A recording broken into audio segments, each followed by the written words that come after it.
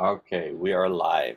So, this is actually the 22nd session we've actually had together. So, and it is the final. So, the floor is all yours, Peter. Now, Jeremiah, I would like to start with you explaining a little bit about the weekly talks that you're hosting at Clearwater, because I believe I'm scheduled to do the one for this Saturday. No.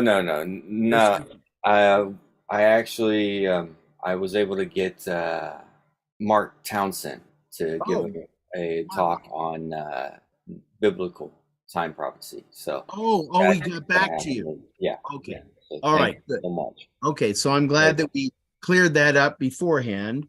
But those talks are actually on Sunday, not Saturday. So On Sunday. Sunday at 11 a.m. So Sunday at 11 a.m. Everybody get that? So, yes, as far as we can go to 260, because I believe I know that we talked about this one.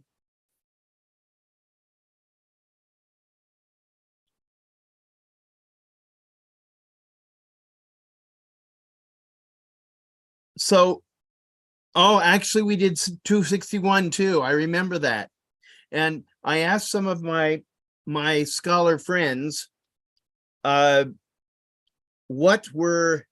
is this meaning of the two verses that have made me old?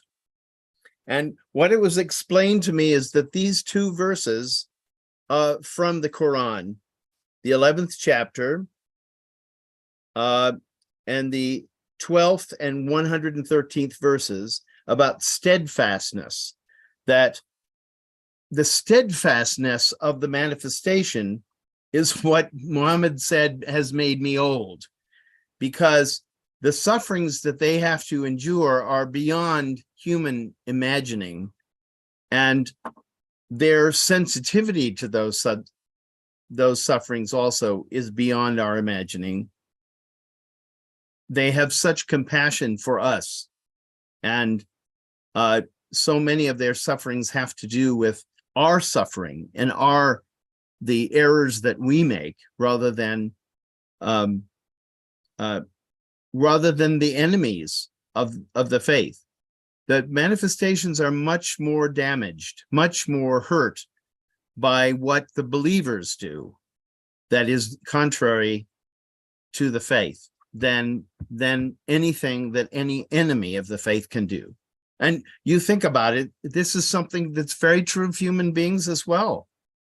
We're much more hurt by those who are close to us, who are unfaithful and unkind, and than we are by people who are avowed enemies.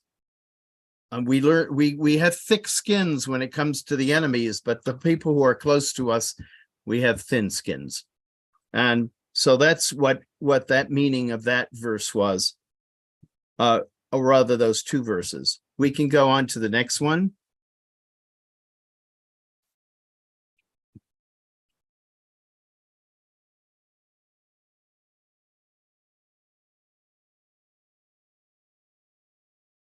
Now, this is a very interesting thing.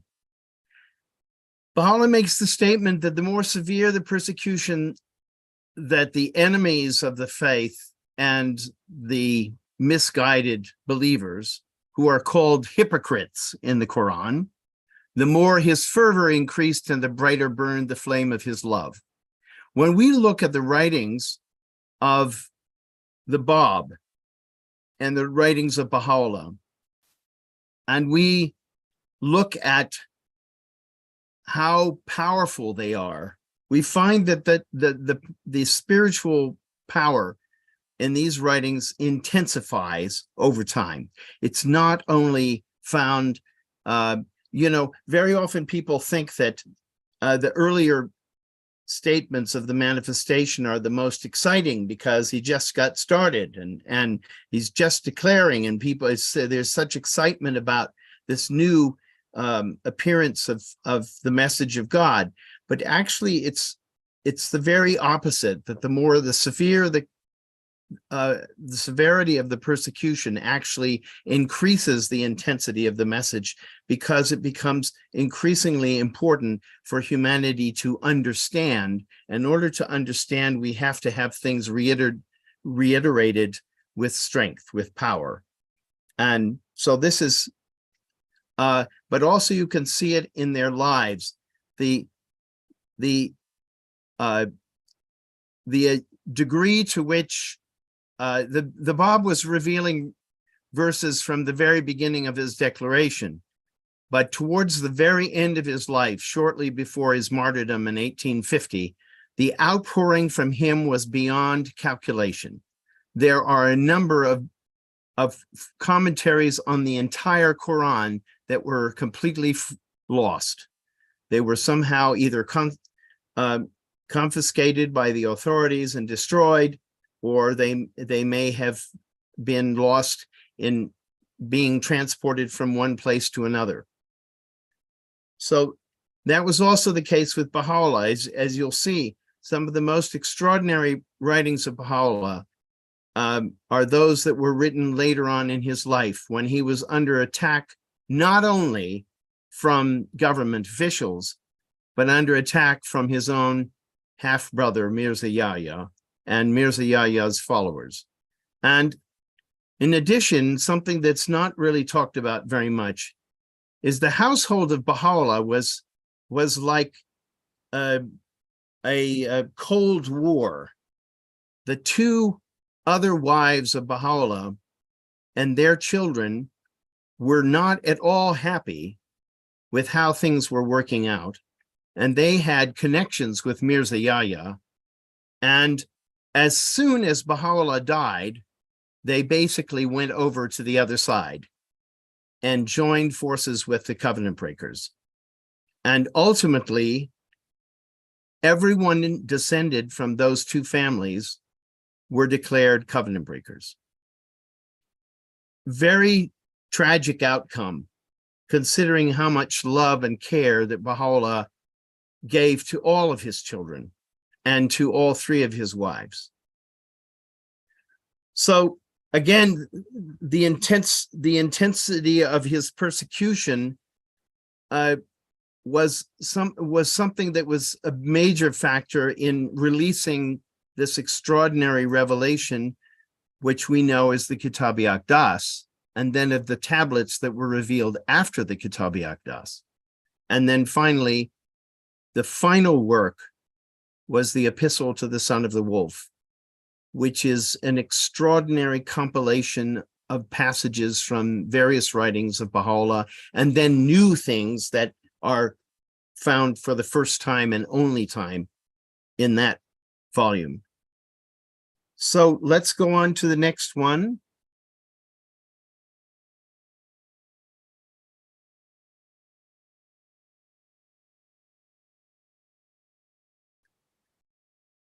Baha'u'llah uses this very beautiful terminology about those believers who exemplify the teachings and the spirit of the manifestation.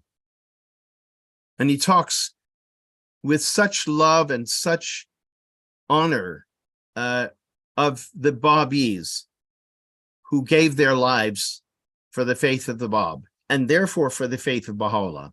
How many were those pure and kindly hearts which faithfully reflected the light of that eternal sun, and how manifold the emanations of knowledge from that ocean of divine wisdom which encompassed all beings. In every city, all the divines and dignitaries rose to hinder and repress them, and girded up the loins of malice, of envy, and tyranny for their suppression. There's an estimate, which is impossible to confirm, that there may have been as many as 1 million Babis at one time. But the persecution of those people was so severe that we know that between 20 and 30,000 of them were killed, and the other ones were driven to despair, to silence, as the people of Iran are now being driven by their own government. So the ones that we know about are the heroes. They're the ones who had the courage to stand up, but not everybody has that kind of courage. We all know that. The same thing is true in the story of every religion. There's a very small number of people who have tremendous courage and who are willing to die for their beliefs. And the others may believe, but they don't believe strongly enough to be able to give the ultimate sacrifice. So the emanations of knowledge from that ocean of divine wisdom is talking about the believers. Because for Baha'u'lláh, as he describes here, the believers are proofs of the manifestation and signs and evidences of the manifestation, as the writings are also. They are living proofs by the very fact of their faith. Let's go to the next one. By the way, this is one of, I'm sure you're familiar with the passage in Gleanings. There's a tablet that's quoted and translated by the Guardian from Baha'u'lláh that says that the believers must, speaking of Baha'is, must first of all live by the teachings, and then they will be prepared to teach others. And this is exactly what Baha'u'lláh is talking about. When people actually live by the teachings, they become extensions of the Word of God, because they are projections of those teachings. They exemplify them. They show people what it is to be a real follower of Baha'u'lláh. So again, he's praising them in this passage too. All these stainless hearts and sanctified souls have, with absolute resignation, responded to the summons of his decree. And Baha'u'lláh is very emphatic in his writing that the commotion that the response to the Babis generated was something that was unprecedented. And actually, if you go back and you read your history and you find out what was the response to Muhammad and to the Imams, and what was the response to the followers of Jesus going and spreading the gospel throughout the Roman Empire and even in Rome itself, you'll see that there was a lot of opposition, but nothing compared to the absolute chaos that occurred in Iran around the time of the Bab. And this is what he's talking about, is this is in effect one of the signs that this is the truth that's being manifested. You don't get that kind of pushback from people in power unless there's something true that's challenging their hegemony. And this was exactly why they were opposed to it. Let's go to the next one. Oh, and yes, I just wanted to say that the Kitáb-i-Íqán and the Dawnbreakers are very much kindred documents. They're very complementary to each other, because in the Dawnbreakers, you have this beautiful description of the courage and the dedication and the faith of those early Babis. And that's exactly what he's referring to here. So he says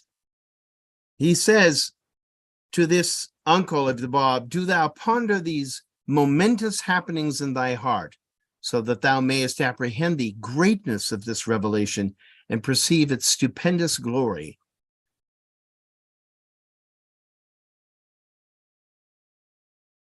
He's closing his argument here, you see, really, when you think about it.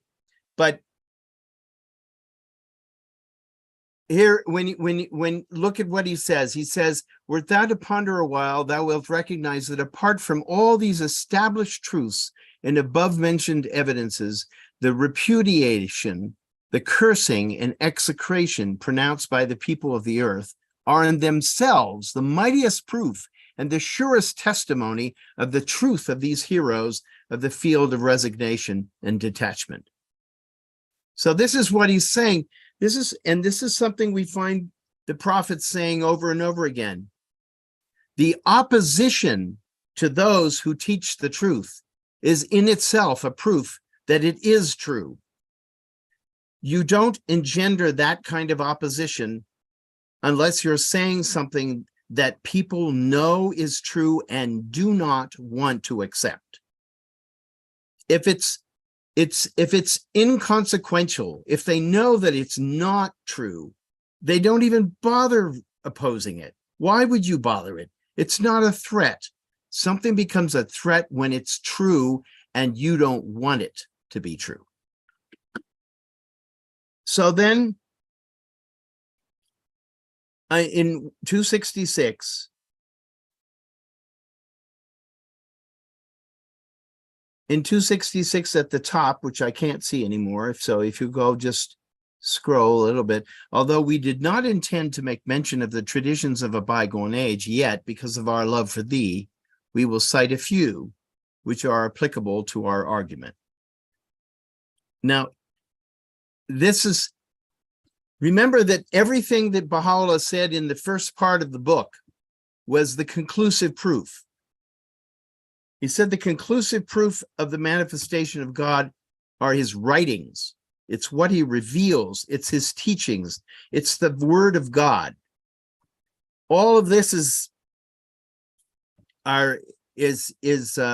extra. But it's extra that Baha'u'lláh makes available to people anyway out of love. You'll see the same thing in the Epistle to the Son of the Wolf. There are citations of hadith from the various books of hadith that are recognized as true among the Muslims.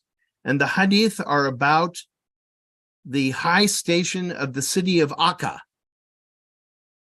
Well, why would he cite those in his last book? Out of his generosity.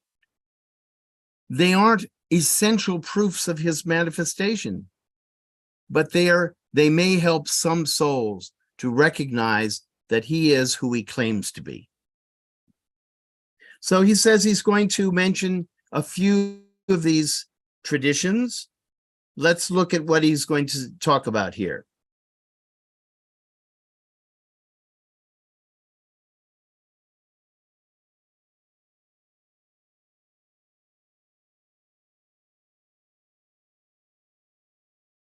And when the standard of truth is made manifest, the people of both the East and the West curse it.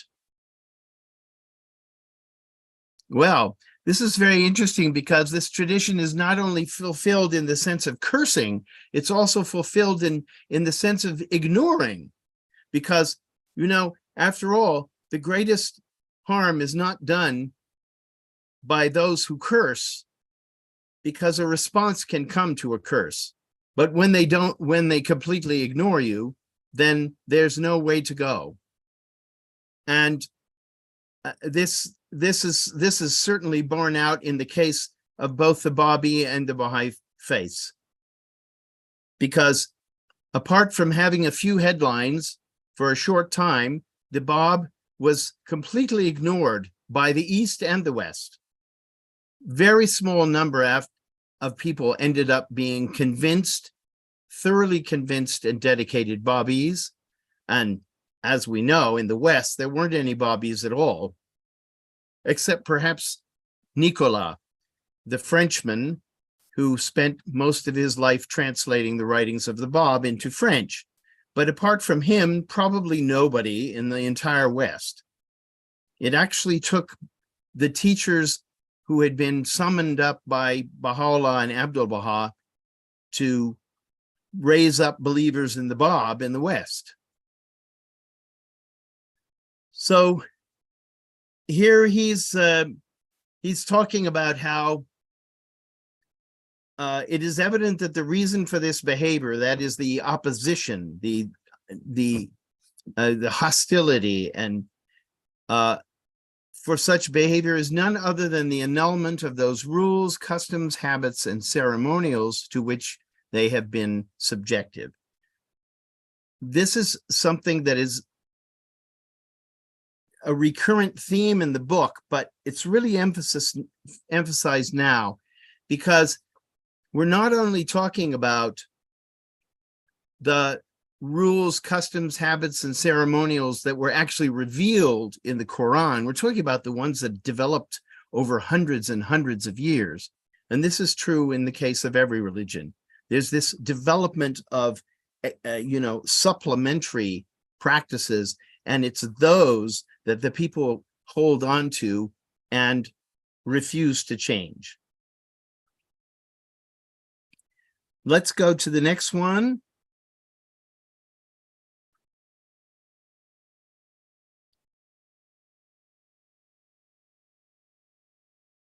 Here he's pointing out that very often people who study the traditions ignore those which are well-founded and which anyone can understand, and then they deny the claims of the manifestation based on other ones that are not well-founded, that are not well recognized. It's sort of like, if I could find something that opposes you, that gives me some credit for ignoring what you have to say. They ignore these well-founded traditions, all of which have been fulfilled, and cling unto those of doubtful validity and ask why these have not been fulfilled. By the way, this is one of the things that we face when we're speaking with Christians, with Muslims, with people of other faiths, as they will, rather than look at all of the prophecies of their religions that have been fulfilled by the Bab and Baha'u'lláh, they say, yes, but how about this one? How about that one? And the ones that they're going to cite, they have misunderstood in most cases, because they have thought, in their short-sightedness, they have thought that those things can be interpreted in a literal fashion. And in the most cases, the prophecies are not intended to be literally understood, and they would be rather absurd if they were. Abdu'l-Baha spent many of his talks and wrote many tablets about this very subject, especially when it related to Christianity, because he encountered so many Christians when he was in the West. Let's go on to the next one.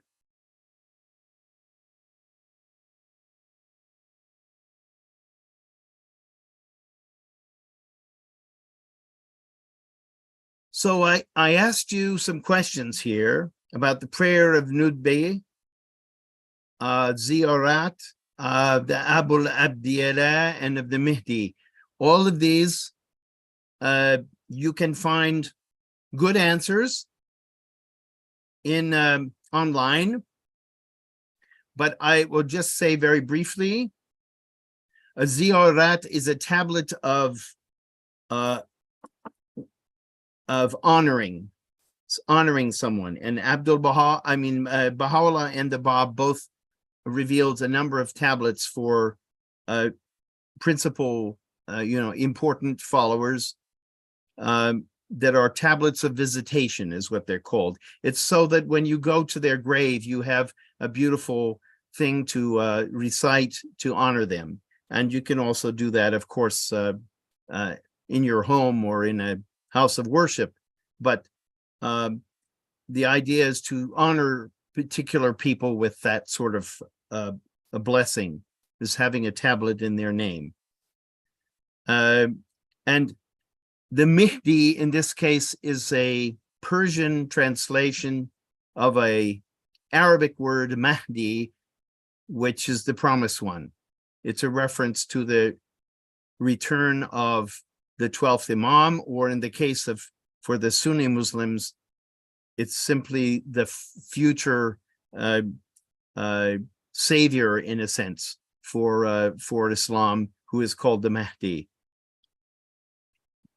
Then we can go the same thing with, we look down to the Avalim is a book of traditions. He's citing a lot of traditions here. And here, these are traditions that are about the promised one. And he's pointing out that there are traditions in many of these books that refer to the Bab. And let's go on to the next one.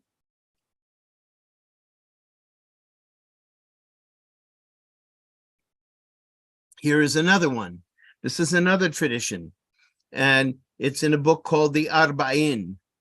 And this is also very similar to the tradition that he just cited in the previous, in the Avalim. Again, that is fulfilled by the Bab.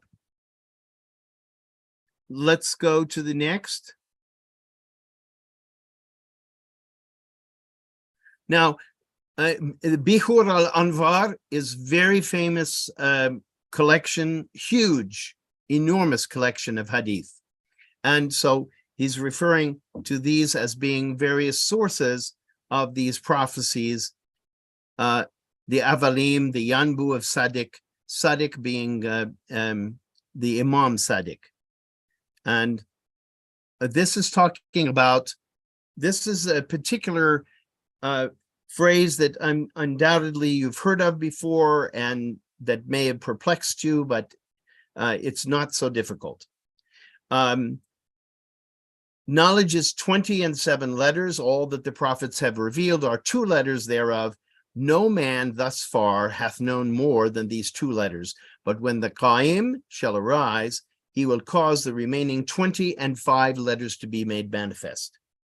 Now, the Bab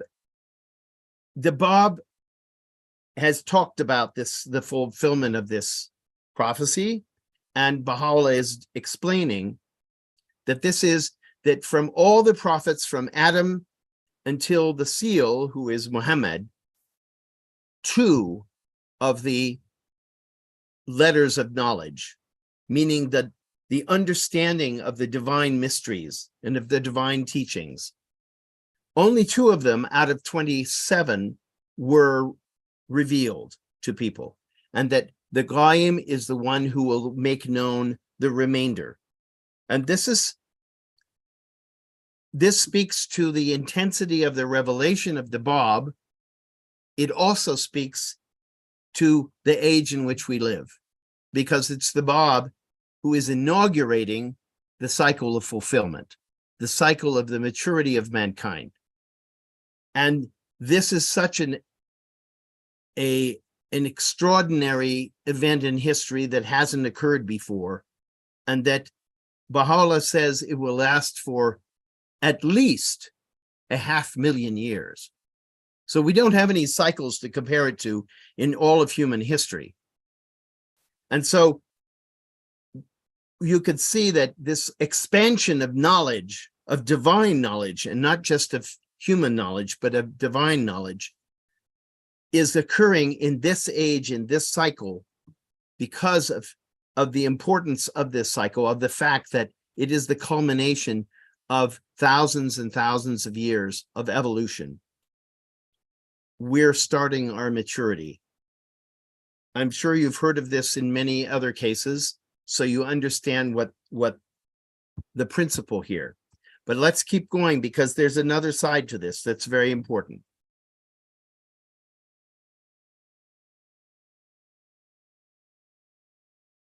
Here he says, a revelation of which the prophets of God, his saints and chosen ones, have either not been informed, or which, in pursuance of God's inscrutable decree, they have not disclosed.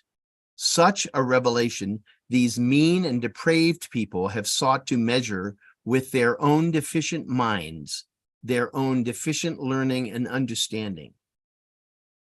What does that mean?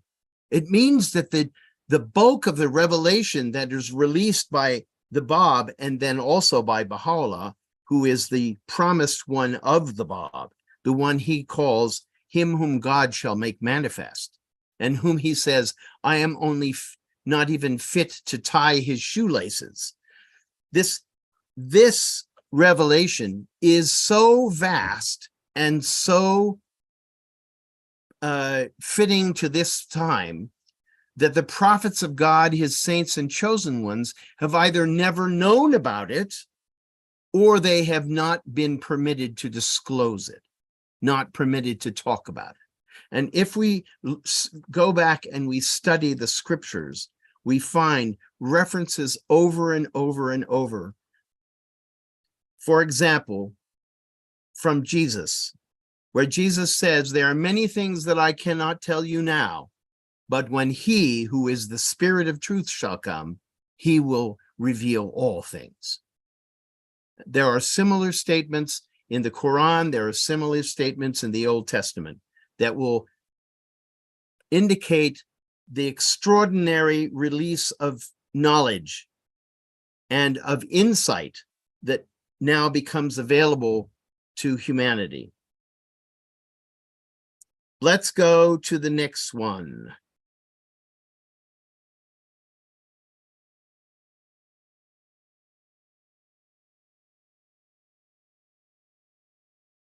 This, he's quoting from what's called the Tablet of Fatima, and also the Kafi is a collection of traditions, which was very well known among Persian Muslims, that is. And, you know, he cites one of these prophecies, and then he responds to that by saying, "Consider that not a single letter of this tradition hath remained unfulfilled." So his point here is that is it possible for people to reject a faith that is fulfilling traditions that are reliable, that people have believed in for over 1,000 years?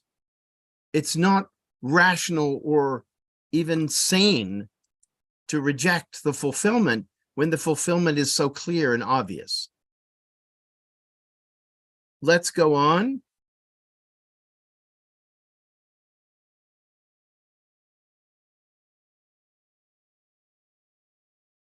More traditions. These are really interesting. Why do I say that?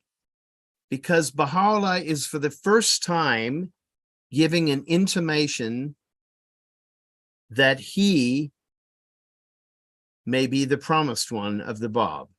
You see, the Bab never made it to Baghdad. Okay? So look at this. He says, "Even as it hath been recorded in the Rawze-i-Kafi concerning Zawra. In the Radi-i-Kafi, it is related of Muawiyah, son of Wahab, that Abu Abdullah hath spoken, Knowest thou Zawra? I said, May my life be a sacrifice unto thee. They say it is in Baghdad. Nay, he answered, and then he added, Hast thou entered the city of Rai? To which I made reply, Yes, I have entered it. And then they go on and so forth. But what's really fascinating about this is that it's talking about the Babis being in Baghdad and being in Rai, which is a city in Iran. And it says, There shall 80 men of the children of certain ones be slain, all of whom are worthy to be called caliphs, in other words, chiefs of Islam. And then the question was, who will slay them? And he made reply, the children of Persia. So that being a prophecy that was fulfilled during the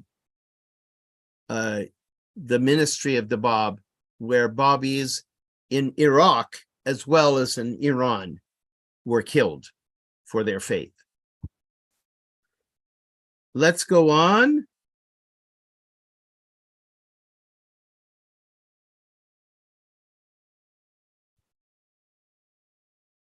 Yes. By the way, I wanted to point something out. where most of us or all of us are familiar with that quotation where Abdul Baha says that the wisdom of the restriction of membership on the Universal House of Justice to men only will be revealed, and it will be as clear as the sun in its noontide glory. That is an expression that he uses. That expression is used over and over by Baha'u'lláh in these concluding paragraphs of the Kitáb-i-Íqán. Again, it's a phrase that pushes home the fact that all of these proofs are conclusive. They are as conclusive as the light of the sun is at midday. They can't be denied. You could deny something in the twilight of dawn or of dusk. You can't deny it when it's manifest in broad daylight. And here there's a very touching statement here in 276. We entreat the learned men of the Bayan not to follow in such ways, not to inflict at the time of the Mustaqah upon him who is the divine essence, the heavenly light, the absolute eternity, the beginning and end of the manifestations of the invisible, that which hath been reflected in this day. He's talking about him whom God shall make manifest, because the time of Mustaqath was referred to repeatedly in the Persian Bayan as being that time when him whom God shall make manifest will appear. And it talks about the one-eyed man who is himself the chief of the people is arising with the utmost malevolence against us.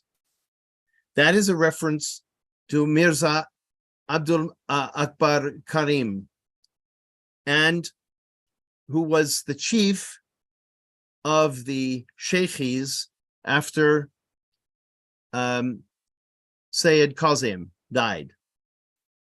Sayyid Qasim died in 1844, a few months before the declaration of the Bab. And actually, in some of his parting words to his selected of his students were that they should go looking for the promised one, because he was alive and present on earth, and it was time to turn to him.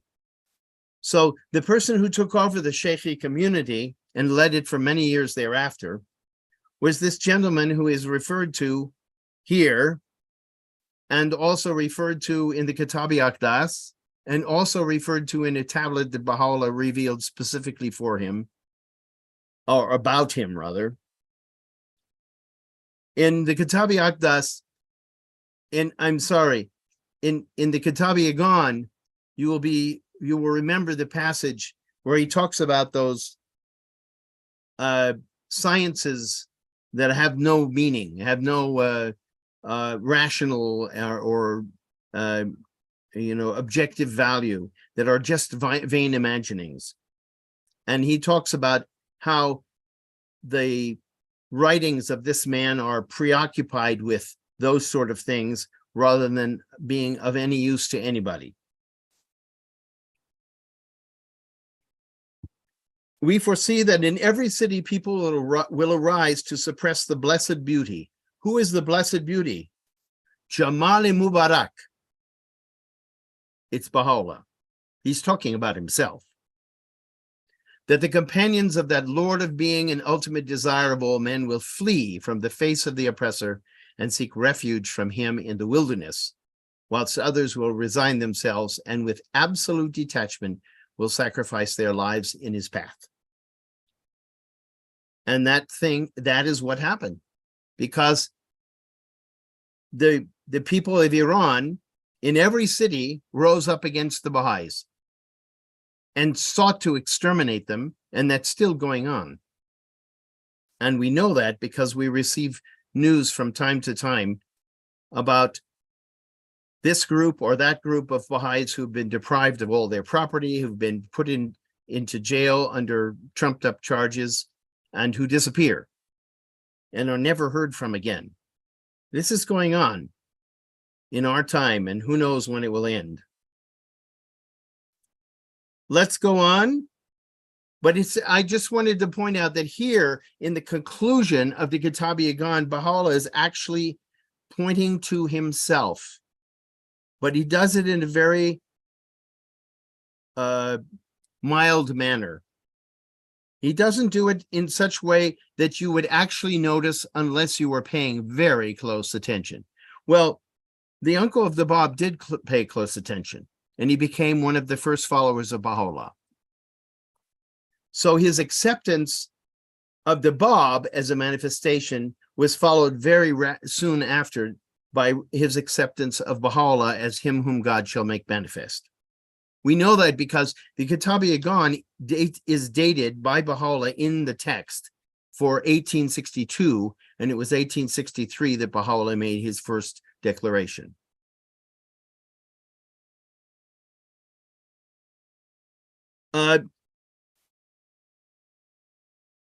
Now, let's go down to 277, just advance a little bit there. We fain would hope that the people of the Bayan, that's talking about the Babis, will soar in the realm of the spirit and abide therein, will discern the truth and recognize with the eye of insight dissembling falsehood. Now, that is not code language. That's very direct, because if you read the writings of the Bab, you know exactly what that means. That's talking about the appearance of him whom God shall make manifest. It doesn't mean anything else. The truth is to recognize the promised one. And to recognize with the eye of insight is to be able to distinguish the truth from those people who are going to oppose the truth, who will be Babis and Muslims and all kinds of other people. In these days, however, such odors of jealousy are diffused that, I swear by the educator of all beings, visible and invisible, from the beginning of the foundation of the world, though it hath no beginning until the present day, such malice, envy, and hate have in no wise appeared, nor will they ever be witnessed in the future. Well, thank you, Baha'u'lláh. It's really good to know that humanity will not experience this in the future, not to this degree. But we know what was going on in the background. What was going on in the background when Baha'u'lláh was in Baghdad here in 1862 is this half-brother and his half-brother's friends were wreaking havoc. They were not only criticizing him, undermining his authority, and spreading all kinds of lies about him, but they were also not following the laws of the Bab, violating every law. They took it upon themselves to say, well, we're not Muslims anymore, and we can't apply Babi law, and so we'll just do whatever we want. For a number of people who have never inhaled the fragrance of justice have raised the standard of sedition and have leagued themselves against us. He's talking about the Babis. He's not talking about Persian Muslims or any other of the enemies. The real enemies at this point are in the cause of God, not outside of it. And he referred to this even also in the very last book, in the Epistle to the Son of the Wolf. He offered pardon. He offered forgiveness to Mirza Yahya and all of the Babis who turned against him. All of those who said, you can't be him whom God shall make manifest. We'll come up with any excuse to reject you. And he offered them the olive branch as the last book that he revealed, but they did not accept it. Let's look on.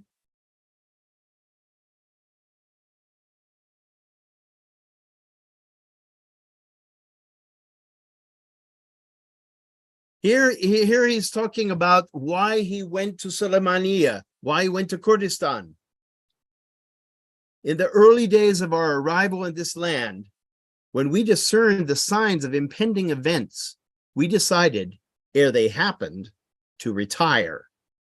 We betook ourselves to the wilderness, and there, separated alone, led for 2 years a life of complete solitude. From our eyes there rained tears of anguish, and in our bleeding heart there surged an ocean of agonizing pain.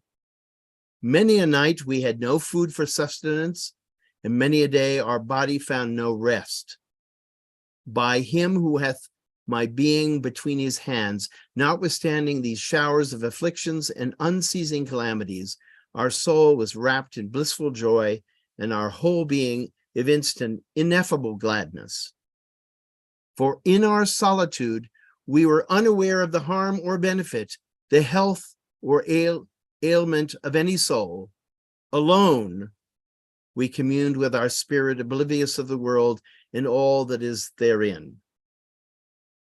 We knew not, however, that the mesh of divine destiny exceedeth the vastest of mortal conceptions, and the dart of his decree transcendeth the boldest of human designs. This is very, very interesting. Contemplate these words of him, of Baha'u'lláh. Our withdrawal contemplated no return, and our separation hoped for no reunion. The one object of our retirement was to avoid becoming a subject of discord among the faithful, a source of disturbance unto our companions, the means of injury to any soul, or the cause of sorrow to any heart. Those words are really something that every Baha'i should take to heart. That Baha'u'lláh, knowing that he's a manifestation of God, nevertheless would remove himself from the community of the believers so that he does not make things worse. It's really extraordinary that spirit of self-sacrifice, of self-abnegation, and it was to some degree, to such a degree that no member of his family knew where he was. None of the Babis knew where he was. He took with him one companion who's called Muhammad. And apart from them, that individual, nobody knew. And beyond these, we cherished no other intention. And apart from them, we had no end in view. So if you go, move it up just a little bit. Now, during that time, we know what happened. The Bab had said in a number of his verses that the promised one, him whom God shall make manifest, would arrive. And he gave 2 signposts. One was after the year 9. The other one was in the year 19. Baha'u'lláh received his first intimations that it was time for him to declare his, to be aware of his station as a manifestation in 1852, in the year 9. In the year 19, 10 years later, in the Garden of Rizwan, on an island, and then in the river outside of Baghdad, that's where he made his first declaration. That's where he declared to others what he knew he had known now for over a year, over 10 years, was that he was a manifestation. And so, you see, here he is during this time in seclusion, not planning to come back out of it, feeling that his presence among the believers was just making things worse.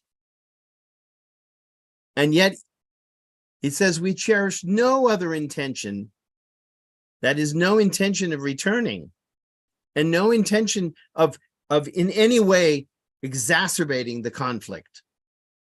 We had no end in view. And yet each person schemed after his own desire and pursued his own idle fancy. And what does that mean? 25 people declared themselves to be him whom God shall make manifest. 25. And a couple of them, maybe a little bit more than a couple, renounced that station and recognized Bahá'u'lláh once he had declared himself. But think of this, what kind of chaos you have in a community where 25 people claim that they are the promised one. And each one has got his little club, his little group of people, and each one of them is asserting some sort of authority about how people should behave and what they should do. It was a mess. It was a complete mess. And he says this was happening until the hour came when from the mystic source there came a summons bidding us return whence we came. And surrendering our will to his, we submitted to his injunction. Who called him back from Sulaymaniyah? We know who it was. It was God. God says it's time. And he would have stayed there otherwise. So let's scroll down further.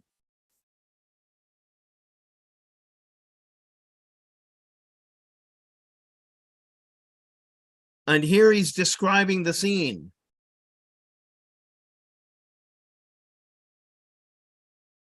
And you see, you read those and it just tears at you to think about what he was seeing when he returned. The utter disarray of this community. These Babis who had been so exemplary in their behavior, so courageous and so dedicated to the Bab, had just gone way off the cliff. And he arrived and it fell upon him alone to save them from themselves. Nevertheless, none amongst the faithful hath arisen to render us any assistance, nor did anyone feel inclined to help in our deliverance. Nay, instead of assisting us with showers of continuous sorrows, their words and deeds have caused to rain upon our soul. Nothing but opposition. So these are very important passages for us to read, for us to understand the degree of disorder and of desperation that had gripped the Babi community. It had once been such a proud and happy community and so full of faith that they were every one of these heroes of the faith was willing to die for the Bab. And they went down the tube. And so let's read. Oh, there's a really strong statement here. He says, we would not for one moment have tarried any longer in this city. I'm out of here. But why does he stay? He stays because he's commanded by God to stay. It's not because he feels like it. Let's go on to the next one.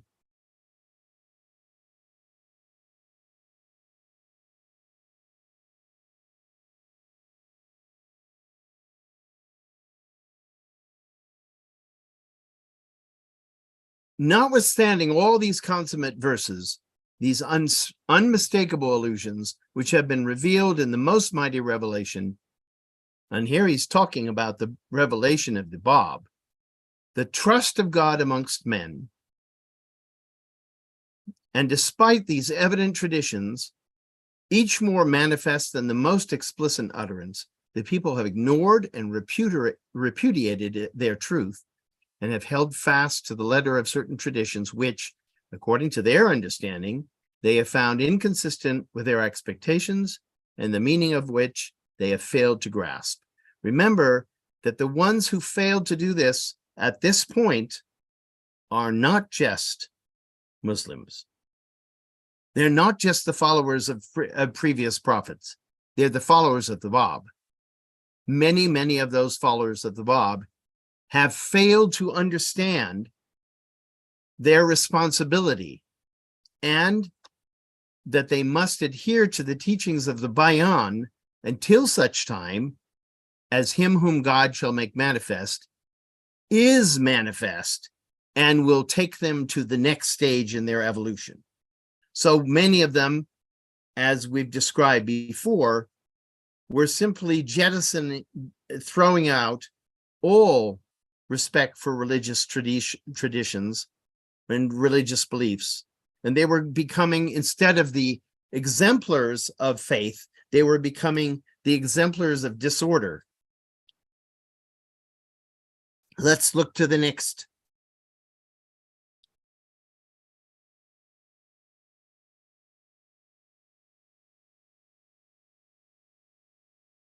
He is returning then to prophecies, fulfillment of prophecies in the tradition of Mufaddal.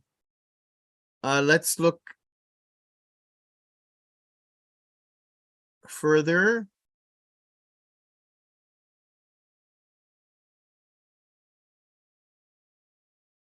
Yes, and this is, you will recall that very similar tradition referring to the Qaim was revealed and was described earlier.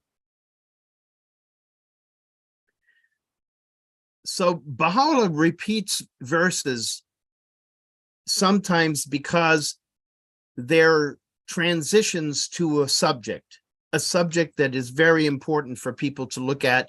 In order for them to be prepared to see and understand this next subject, they need to be reminded of something they've heard before. That seems to be what he's doing here, because following that, he makes a statement which is among the most important statements in all of the Kitáb-i-Íqán.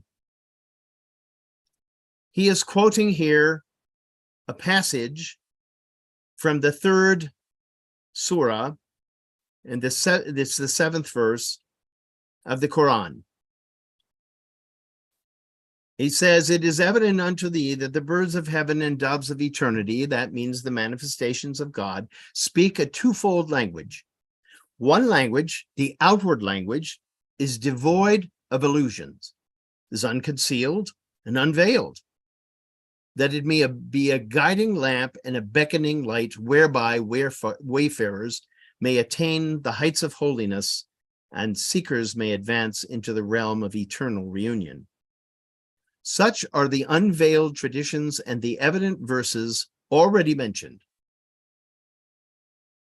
The other language is veiled and concealed, so that whatever lieth hidden in the heart of the malevolent may be made manifest, and their innermost being be disclosed." Let's scroll a little bit.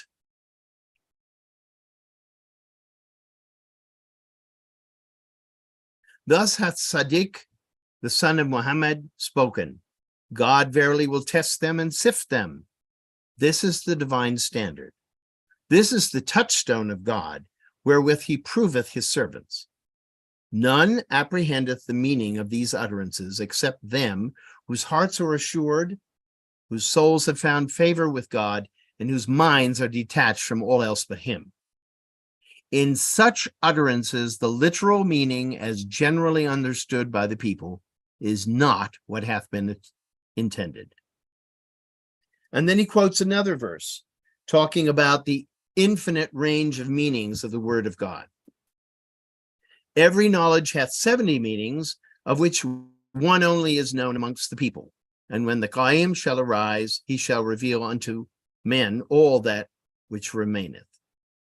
And he also saith, "We speak one word, and by it we intend 170 meanings. Each one of these meanings we can explain." These are a reiteration of the same principle we found earlier about all knowledge what revealed by the previous prophets, that is Adam through Muhammad, was 2 of the letters of knowledge. and the remaining 25 letters were revealed by the Qaim. The Qaim be the Bab. And now he's made this distinction between the two kinds of language that are in Scripture, all Scripture. That will be true also of Baha'u'llah's writings. There are writings of Baha'u'llah that are crystal clear, and the literal meaning is what is intended. And when we interpret them otherwise, we're really completely off the mark. And we have to be very careful of this, because there's a tendency when you encounter something that doesn't feel comfortable to say, well, maybe Baha'u'llah meant this as a metaphor. Well, Baha'u'llah is very, very clear in some of those cases that they are not metaphors. The most important matter that you can imagine is the question of when a successor will appear to him. When will a manifestation of God appear again? And Baha'u'llah says very emphatically, manifestation will not appear in less than 1,000 years. And anybody who interprets this in any other way than literally is, he uses very strong language. He basically says that person is in big trouble, because it is contrary to the will of God that we should interpret that verse in any other way than literally. And of course, what happens? You know, us human beings, we love being naughty. His own son, Muhammad Ali, claimed to reveal verses when he was a teenager. And his father reprimanded him for doing that, and he stopped. But then it was this same son, Muhammad Ali, who refused to follow the leadership of Abdul-Baha when he was appointed the head of the community. So as soon as Baha'u'llah died, Muhammad Ali directed that one of his brothers go and steal the whole satchel of writings that had not yet been given to Abdul-Baha. And we know from various eyewitnesses that this occurred, and also because some of those writings have come back into the possession of the Baha'is. But so this is the kind of thing that you see in the world, is that the literal verses are interpreted metaphorically, and the metaphorical verses are interpreted literally. We get it all upside down. And so what does he say here? It's, you know, if we were left on this note, we might not know what to do, because it would say, okay, when the Qaim shall arise, he's going to reveal everything that remains. And each one of the meanings of the word of God, the Qaim can explain. Interesting. But the Qaim's not here. What are we going to do? What are we going to do? Well, that's why Baha'u'llah appointed Abdul-Baha. He says, after I'm gone, when you have differences of opinion that you cannot resolve, you go to Abdul-Baha. And Abdul-Baha appointed Shoghi Effendi, and they were intended to be guardians. But unfortunately, the Baha'i men who were descendants of Baha'u'llah had all turned away from the covenant, with the exception of Shoghi Effendi. And so, and he didn't have any children, and so there could not be a continuation of the guardianship.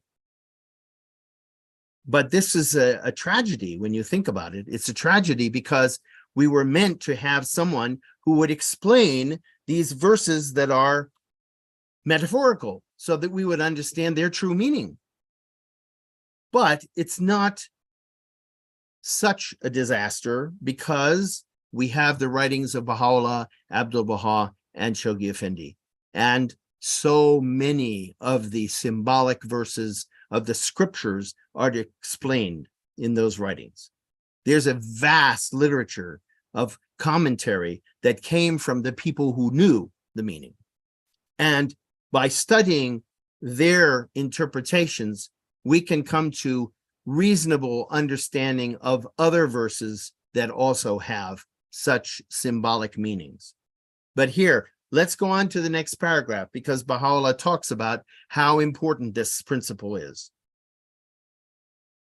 These things we mention only that the people may not be dismayed because of certain traditions and utterances which have not yet been literally fulfilled, that they may rather attribute their perplexity to their own lack of understanding and not to the non-fulfillment of the promises in the traditions, inasmuch as the meaning intended by the imams of the faith is not known to this people, as evidenced by the traditions themselves. The people therefore must not allow such utterances to deprive them of the divine bounties, but should rather seek enlightenment from them who are the recognized expounders thereof, so that the hidden mysteries may be unraveled and be made manifest unto them.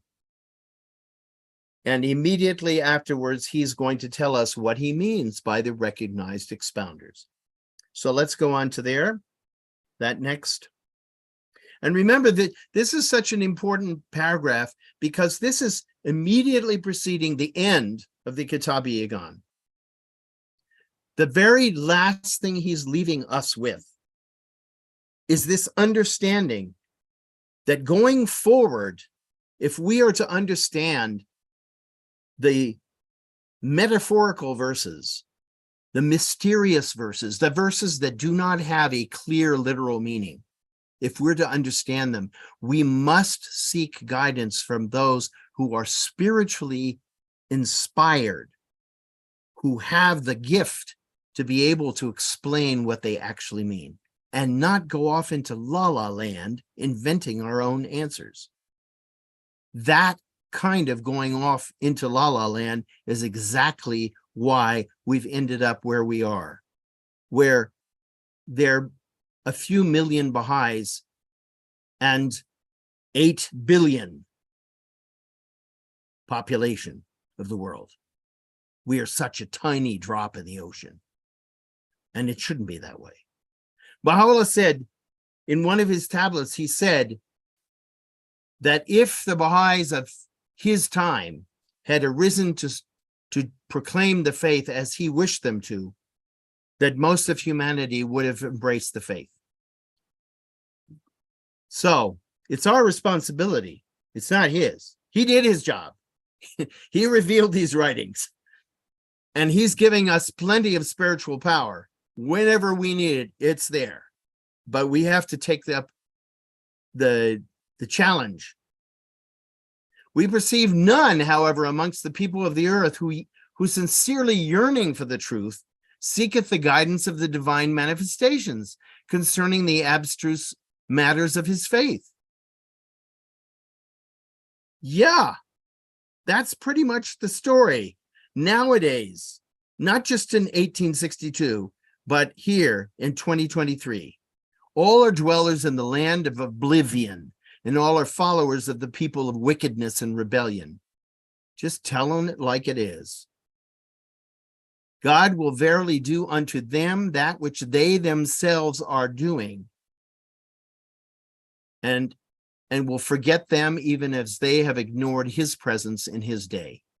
Such is his decree unto those that have denied him, and such will it be unto them that have rejected his signs. And here he concludes.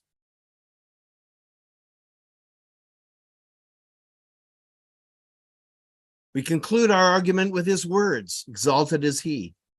And whoso shall withdraw from the remembrance of the merciful, we will chain a Satan unto him, and he, Satan, shall be his fast companion. And whoso turneth away from my remembrance, truly his shall be a life of misery. Strong words. But the medicine from God is, it has to be strong because we're so far from living according to his will. So here you can, there's a few more words here in conclusion. You can advance it a little bit so that we see the last words of Bahá'u'lláh. Very interesting thing. Thus hath it been revealed aforetime, were ye to comprehend. Same message is in the Quran, is in the Gospels, is in the Old Testament. It's all there. We're just reminding you of what God has been saying to you all along. And then he signs off with his signature, revealed by the Ba and the Ha. Peace be upon him that inclineth his ear unto the melody of the mystic bird calling from the Sadratul Muntaha. So, friends, that is Baha'u'llah's conclusion. I think that these last verses of the Kitáb-i-Íqán are particularly important for us to study and think about deeply, because it is intended that we be able to understand the difference between what is literal and what is symbolic. Don't get mixed up. Don't get mixed up, because the literal teachings are things we have to do. And there's no excuse for not doing what God has called us to do after we recognize the manifestation. It's our obligation. We've made a promise. And as for the metaphorical teachings, the symbolic teachings, all we can do is read the writings, search for those meanings in the writings, and pray for inspiration. And God gives it to us. That's the whole reason why we're called upon to read the writings in the morning and the evening, and why it's something that is intended for everybody. By the way, when you're 70 years old, you don't have to observe the fast anymore, because according to Baha'u'lláh, you're an old person. I'm saying that with a little bit humor here, because I just turned 70. But he doesn't say anything about any of the other obligations. Everything else that he's commanded us to do, I have to do until I die.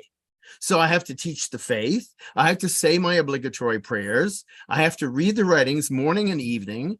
And I have to treat people the way they should be treated. And so it's so important, that we get that distinction, and that we teach that distinction, and that distinction between the two kinds of verses becomes part of our whole being, so that it really guides our every action. There's so many things that are permitted to us by God. God gives us so much freedom. It's absolutely astonishing how much freedom we have from our Creator.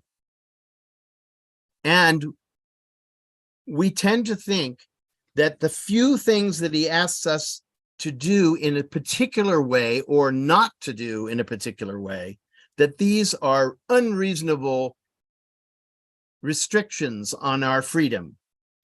And what we fail to understand whenever we think that way is that if we would do things his way, the freedom that we attain through following the laws of the manifestation is infinitely greater than the freedom of the animal.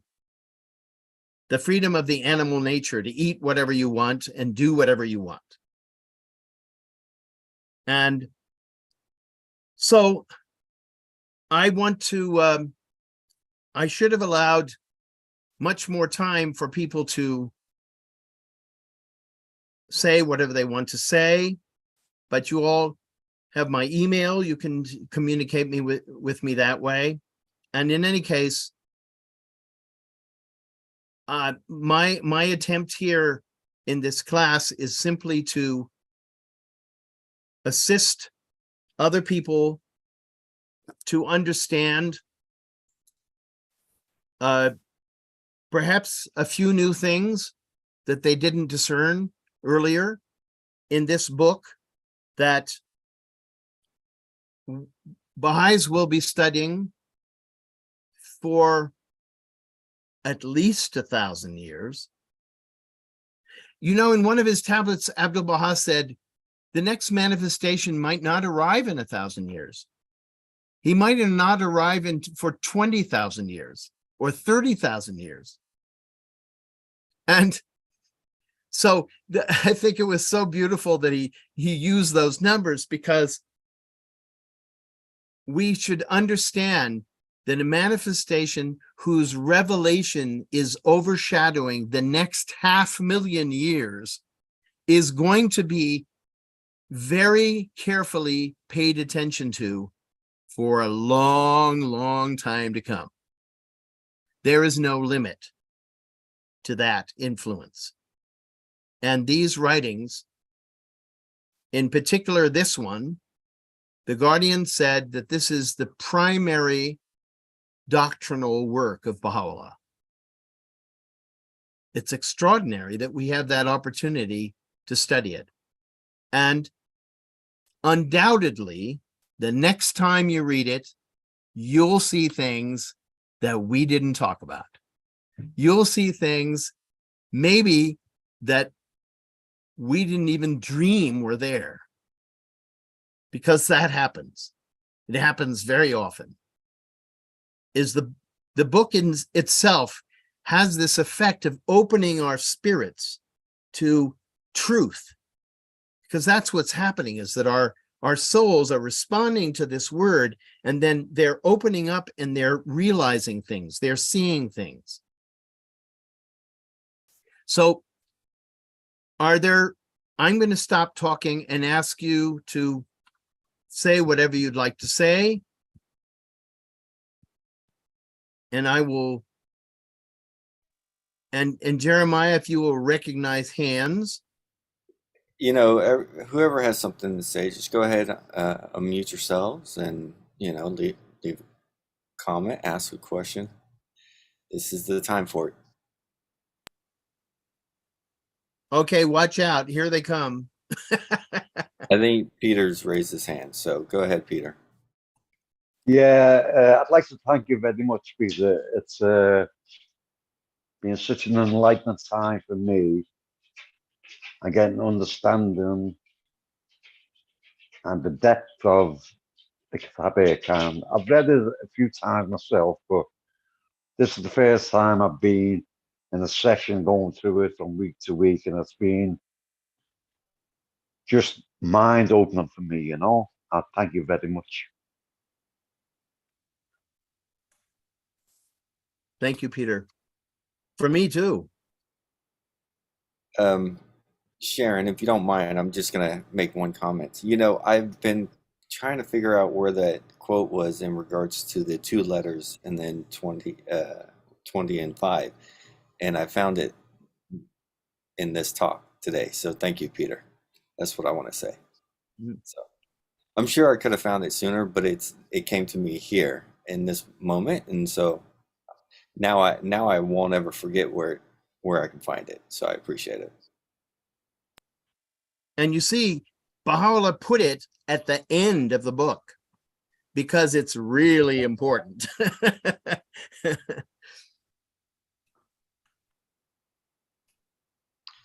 Please, Sharon, go ahead. Well, that's a celebration. I really, because B&E, that's very, very important. Look, I just wanted to put pressure on you, Mr. Peter Terry, in regards to the epistle to the son of the wolf. I know that you're a totally very busy human being, and you had an email from me because this was going to be a 2-hour speech to you. So, you know, so I was considerate to my fellow participants, and to each and every one who participated.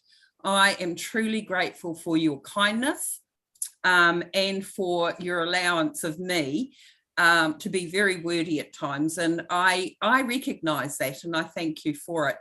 And don't worry, Baha'u'lláh will reward you. That's a promise.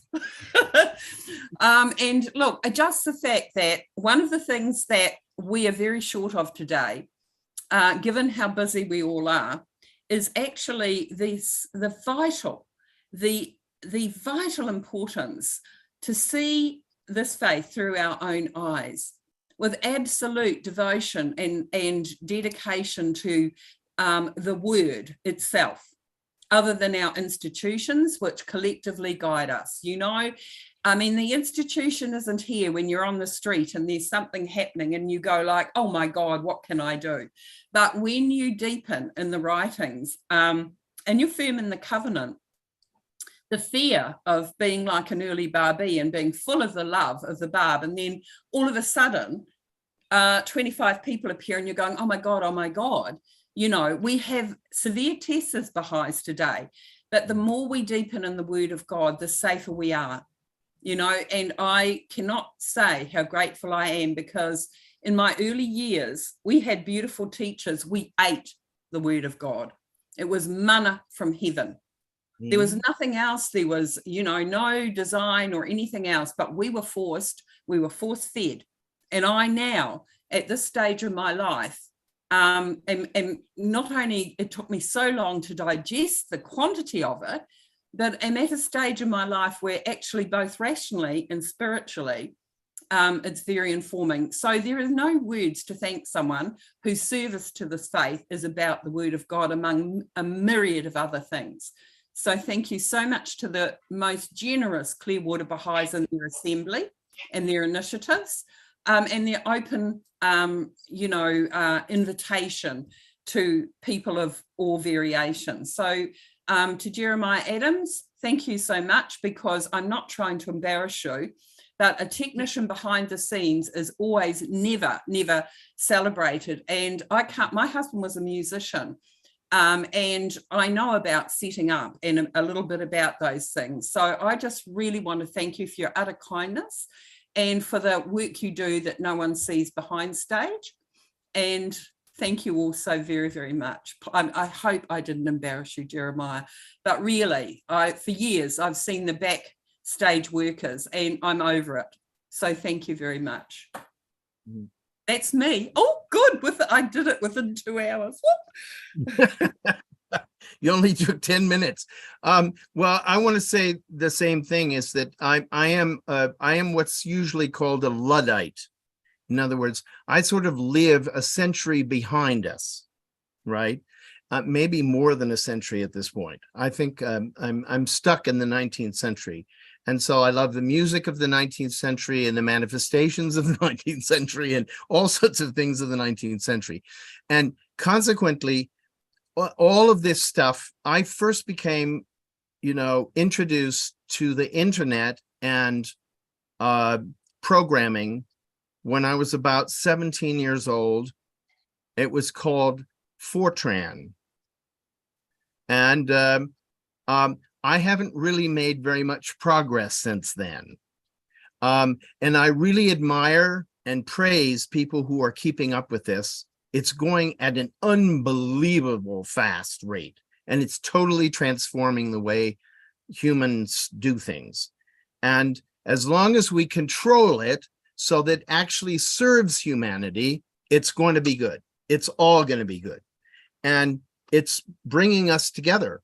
And it's also forcing all of us to speak English, because everybody who does IT is doing it in English. So it's really interesting, the enormous power. And I think another thing is that all of those indigenous people in the world, sooner or later, they're going to get online. And when they're online, they're going to find themselves empowered to do things that they only dreamed of doing before. Now, I know Joyce wanted to say something.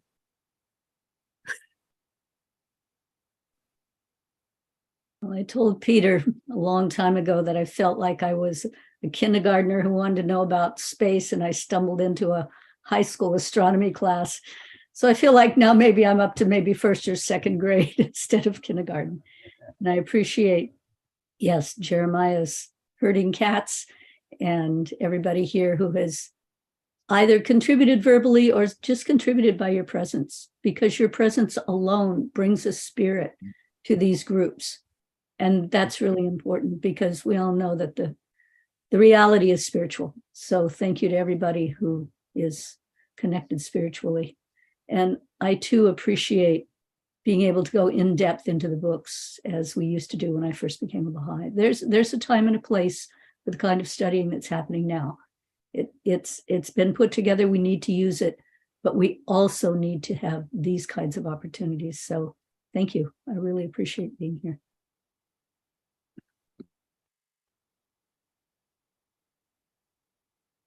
Now, I know some of you are more shy. The shy ones can now speak up.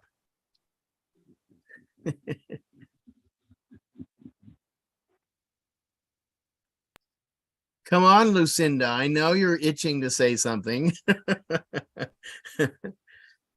Well, this experience has gone back from the Persian Bayan to this class, and it has expanded my understanding to in such a incredible, as everybody here, has noticed. When you read anything else, you see it in a whole new light, which is wonderful. With the Persian Bayan, a small group of women came together, and we wrote down everything that Peter said in the Persian Bayan class from the video. And then we read it and talked about it and reread the Persian Bayan together. And the first class that we had outdoors in a circle under our big old trees. And I opened it with a prayer from the Bab. And when the people got there, because they came from about 45 minutes away, everybody came to my house. And when they got out of the car, this huge wind came up, and it was like a swirling wind. Everything that was on the ground was lifted up. It was just incredible. It was very powerful. You couldn't even hear each other talk. And then when we went over and we sat down, and then the wind went away. And when I started the prayer, another wind came, and it came from the north, and it came in so hard I could hardly hold my book. And I continued reading, and it just came in. It was like these doors were opened, and it just came in, and it went to the east. It just turned right behind us and went to the east. And it was like the first wind where the horses were coming in and circling us. And then when the other door opened, then they joined those, and they took off in the east door. And it was so powerful and so palpable. And then when the prayer ended, there was no more wind. And then we went through this process. And then at the end of it, we started another process of gleanings. And that same incredible, whatever this is, followed that. And of course it had to be at the same time as this class. That's why I've been late every day. But it's been like, I get to have that food, and then I get to come here. And it's been such a powerful experience. And this energy that's being released by these activities is just way more than we can possibly imagine. It's just so wonderful. Anyway, I wanted to share that because I've shared it with a couple people, and they kind of look at me like I'm crazy, but No. it's very powerful. No, these kind of miraculous happenings are real. And the thing, they only sound crazy to the people that didn't happen to. And the people they happen to, no. That's a good point. They know it's real, and they know that it changed their lives to experience something like that. Yeah. It did. Yeah. I hope, keep that circle together. We're doing gleanings now. It's the same circle. Wonderful. Wonderful. This is something that I recently was reading a a tablet of Abdul Baha where he was talking about he was addressing the women in the American Baha'i community. This was when they had started houses of justice, is what they called them, and they were all men. And the women were, you know, understandably concerned. Why are they only men? And Abdul Baha's first, eventually he said women should join men in the spiritual assembly, but initially he said, don't be concerned about this. Get together with other women and study the writings and teach the faith. And I read that passage and I thought, wow, that's as important today as it was when he said it, because women in this age, in this dispensation, have an opportunity and a responsibility that goes beyond anything they've ever experienced. And you're going to experience it with other women. Don't wait. Don't even have the men involved. Let them go off and do their thing.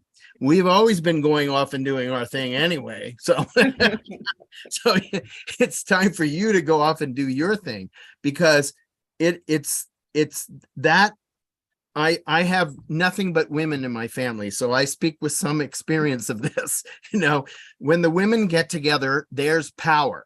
Okay. But so often they don't realize that that power exists unless they're just women. So I'm so happy to hear that you have this circle, and I hope that Sharon's going to start her circle and Joyce will start her circle, and this will become, you know, a movement, because the more that Baha'i women get together, read the writings, pray, and experience the power that this brings, the joy and the inspiration this brings to their lives, it's going to be a huge factor in the development of the cause. You know, because in the past, it was exceptional women who made a huge impact, you know, and we know all their names, you know, Dorothy Baker and all kinds of other people, you know, Tahireh, Ruhia Khanum, you know, we could go on and on, but they were individuals. And now it has to be Baha'i women, you know, because can you imagine what a force you're going to be to contend with when there are groups of you all over the planet? Wow. I can't wait. I just wanted to speak to the woman power today. We have a historic assembly that we are now on the Hikoi of Hope in regards to infusing the spirit of the early dawn breakers' courage to preserve. Midiana Thompson, who is my spiritual sister, has just arrived and pioneered to Whanganui to do this. But we have a history in this country. We also have Mana Wahine Toa, who are a very powerful woman in their own right. And actually it was the women that propagated the faith in this country.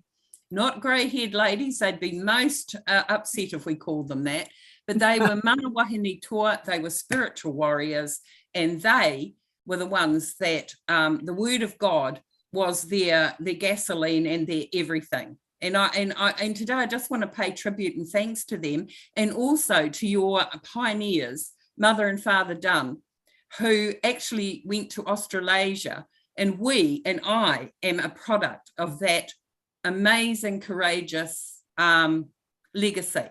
And I'm trying to return that by imposing myself upon my beautiful American Baha'i community and hugging them to my metaphorical breast. So just to let you know, thank you so much. I hear what you're saying about woman power, though. There is an increasing movement, you know, like there was like a hiatus, and now there's this groundswell again, among other groundswells going on. So blessings. Thank you. Wonderful. Well, I guess we're at the part where we can conclude. We have no other series planned at this time, but we'll look for, and we'll try to work that out in the future. But we do have 2 ongoing sessions currently on Mondays and on Sundays. Oh, 3 actually, because we have the devotionals first thing at 10 a.m.